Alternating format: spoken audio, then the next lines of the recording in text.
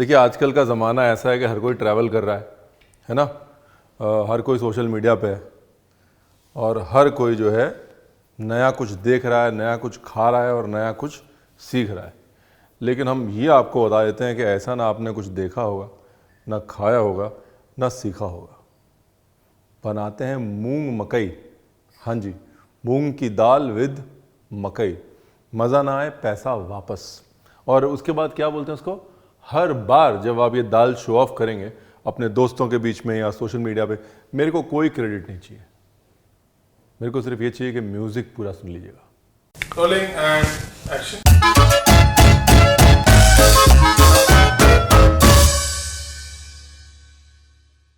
तो जी मूंग मकई बनाने के लिए आपको चाहिए मूंग और मकई। ये मूंग दाल जो है धुली हुई है।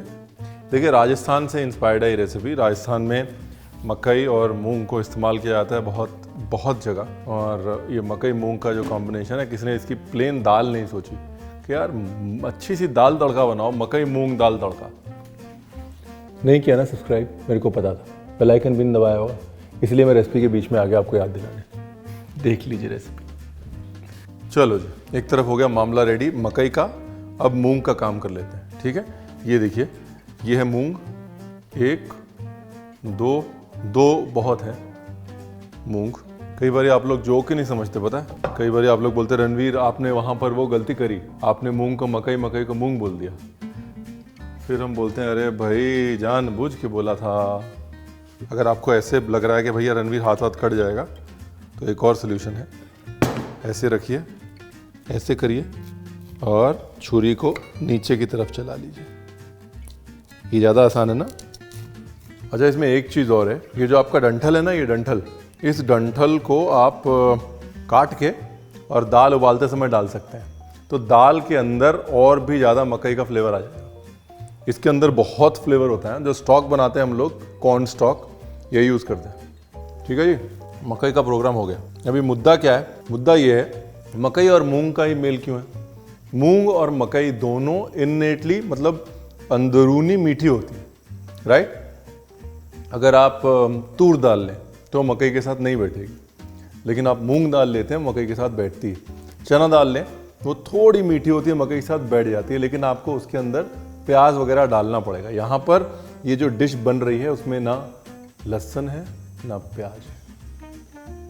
हर चीज़ में लहसुन प्याज डालना जरूरी थोड़ी ना होता है? लहसुन प्याज जो है वो बड़े नेता होते हैं, छोटे छोटे नेताओं को, यानी कि छोटे छोटे फ्लेवर्स को बोलने नहीं देते। ओके जी, डन हो गया। ठीक है, जैसा मैंने आपको कहा, इसमें ना जाएगा लहसुन ना जाएगा प्याज, इसलिए जाएगा अदरक और हरी मिर्च, और वो भी ठोक के। और ये हरी मिर्च जो है ना, ये तीखी नहीं है, तीखी वाली यूज़ कर रहे हैं, कम करिएगा। ये देखिए, दो किस्म की रखता हूँ मैं हमेशा। ये मिर्च नंबर 1 मुंह जलाने वाली, और ये मिर्च नंबर 2 सिर्फ दिखाने वाली, इसलिए मैं ठोक के डाल देता हूँ। आपको लगता है यार ये तो बड़ी मिर्च डालता है। ये दुनिया तिलकणबाजी किसे तो की लेना है, मतलब ये दुनिया जो है ना फिसलने का खेल है, तो इसलिए फिसलिए मत रणवीर के चक्कर में। रणवीर की लाल मिर्च और रणवीर की हरी मिर्च हाथी के दिखाने वाले दांत हैं। इसमें से सिर्फ ये जो धनिया है इसको थोड़ा दड़ा लेते हैं, मतलब थोड़ा क्रश कर लेते हैं। आप चाहें तो कटोरे से कर सकते हैं, लेडल के पीछे से कर सकते हैं, या फिर वो जो बेलन होता है बेलन से कर सकते हैं। अभी लीजिए साहब तेल, ठीक है, और के अंदर डाल दीजिए अपना सारा मामला।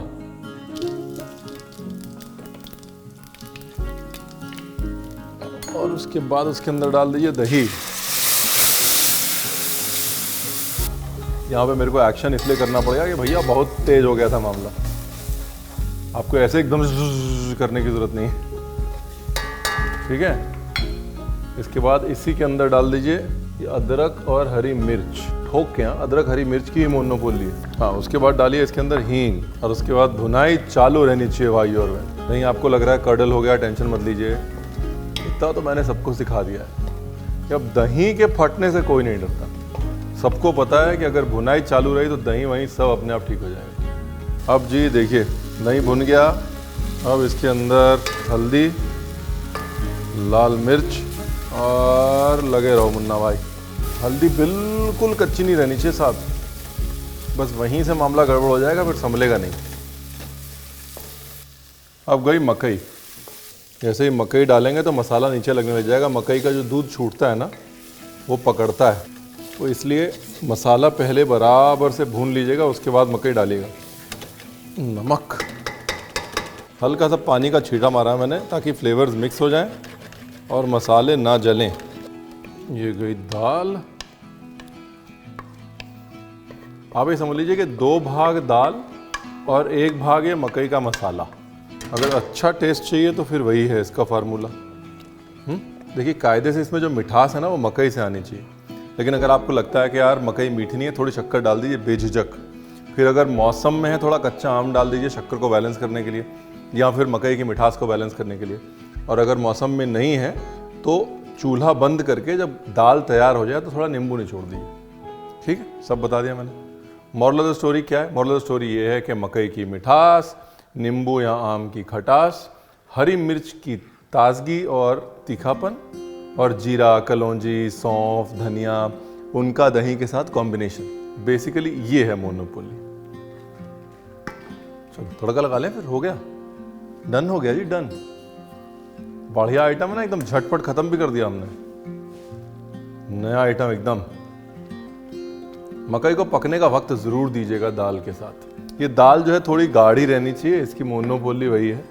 तड़का तैयार कर लेते हैं। ये है जी धनिया, कुछ नहीं है, बहुत बेसिक तड़का है। धनिया, साबुत लाल मिर्च और पिसी लाल मिर्च। ये जो तड़का है ना, इसका मज़ा पता है कब है? इसका मज़ा तब है जब आप सर्दियों में इसको तिल के तेल में लगाओ या मूंगफली के तेल में लगाओ, कच्चे मूंगफली के तेल। ठीक है जी। अभी ये गया हमारा धनिया